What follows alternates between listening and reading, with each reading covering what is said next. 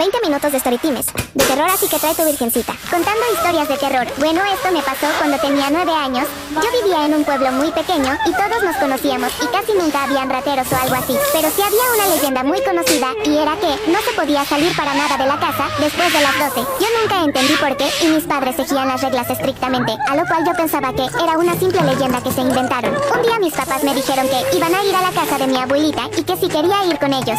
Yo les dije que no, ya que quería ver si la leyenda era real. Ellos me dijeron que volvían en la mañana y que cerrara las puertas con seguro y no salga para nada después de las 12. Yo asentí con la cabeza. Me aseguré que se fueran para empezar con mi plan. Llevé mi celular y una linterna. Justo a las 12:01 salí de la casa. Estuve unas cuantas horas explorando el pequeño barrio y no vi nada inusual. Ya sabía que era una broma. Estaba de camino a mi casa cuando veo algo. Era como alguien largo y flaco y se paraba en 4 patas. Esa cosa se iba acercando lentamente a mí. Corrí inmediatamente hacia la casa, pero eso ya estaba corriendo hacia mí. Me encerré en el armario y logré grabar esto. Como pueden oír en la grabación, estoy metida en el armario y estaba muy desesperada. Justo antes de que esa cosa abriera el armario, se apagó la cámara, desfiguró mi cuerpo con sus uñas y me dejó ahí. Al día siguiente, mis padres me encontrarían sin vida. Esta historia la creé yo y no me pasó a mí, ya que todo es ficticio. Espero la hayan disfrutado. Hello Kitty fue diseñada por Yuko Shimizu en 1947 y producida por la empresa Sunny. Para algunos el verdadero significado de Hello Kitty es Hola gatita. Sin embargo, algunos cuentan que su origen es distinto. Algunos foros del internet cuentan que Yuko Shimizu tenía una hija, quien era una niña muy linda y simpática, que solía alegrar a todos los que estuvieran cerca. Lamentablemente a la niña le descubrieron un tumor maligno, por lo cual le quedaban pocos días de vida. Eso consternó a toda la familia, en especial a su madre, quien estaba desesperada por encontrar una cura para su hija, por lo que pidió ayuda a diferentes pastores, sacerdotes y curanderos, pero nada dio resultado. Y fue entonces cuando se empezó a interesar en el ocultismo y en el satanismo. Ahí descubrió que el demonio podía resolver su problema, así que una noche decidió invocarlo. Se introdujo en el bosque junto a su hija y colocó velas rojas a su alrededor. Además se hizo un corte en la palma de la mano. Y pocos segundos después empezaron a escuchar una serie de ruidos y chillidos. La pequeña no dejaba de llorar y suplicarle a su madre que se regresaran a casa, debido a que hacía mucho frío y tenía mucho miedo. Pero ya no hubo vuelta atrás. De las tinieblas surgió un personaje que la madre reconoció al instante. Era el diablo. Mientras se acercaba a ellas, la madre no podía dejar de abrazar a su hija. La colocó tras ella y tenía miedo de que algo saliese mal. Cuando el diablo se acercó a ella, se arrodilló y suplicó que curara a su hija. Y entonces el diablo le ofreció un trato. Sanaría a su hija a cambio de diseñarle una marca que fuera conocida en todo el mundo.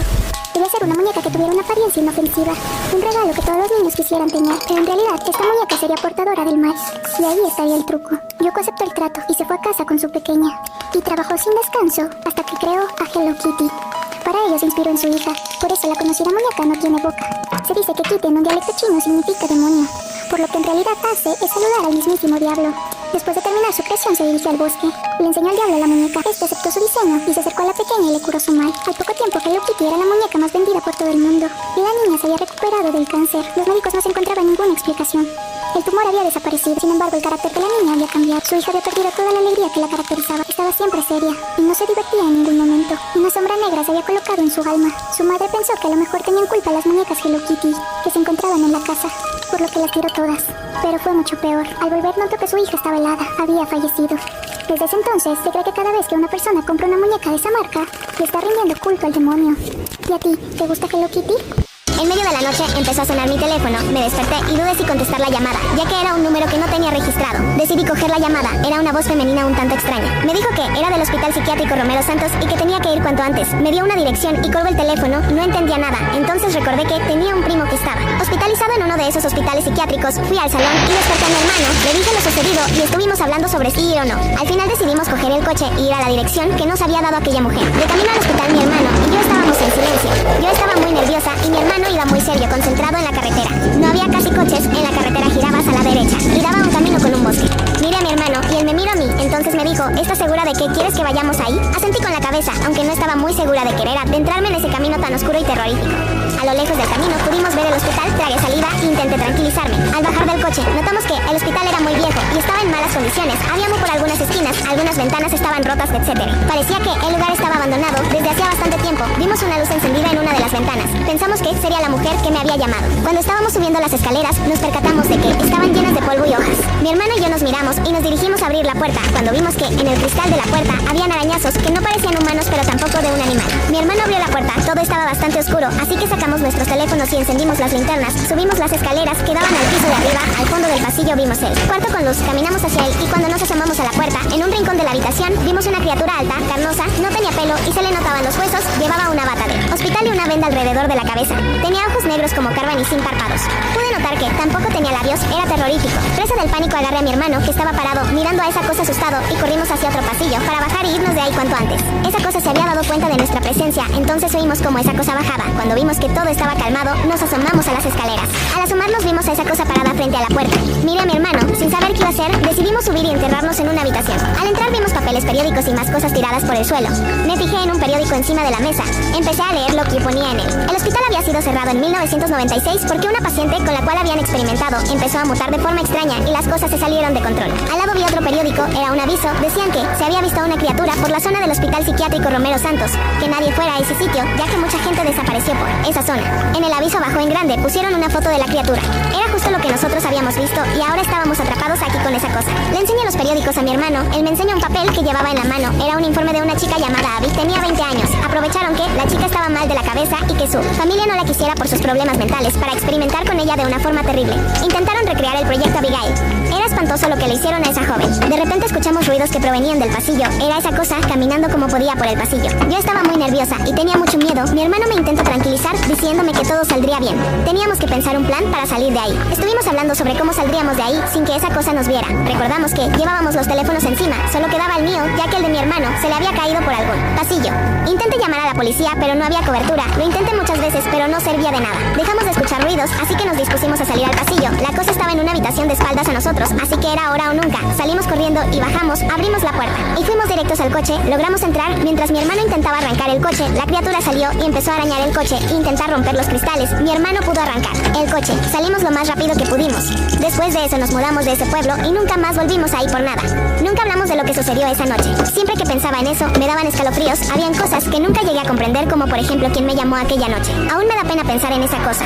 Solo era una joven con problemas mentales que unos médicos se habían aprovechado de eso. Hicieron cosas terribles con ella. A raíz de eso se convirtió en la criatura que era ahora. Te voy a contar por qué no puedes bañarte cuando estés sola en tu departamento a unas horas de la Navidad. Lupita era una mujer independiente que vivía en la gran ciudad. Iba a pasar Navidades con su familia materna. Pero al final del día su jefe le dice que se lleve trabajo para hacer a su casa.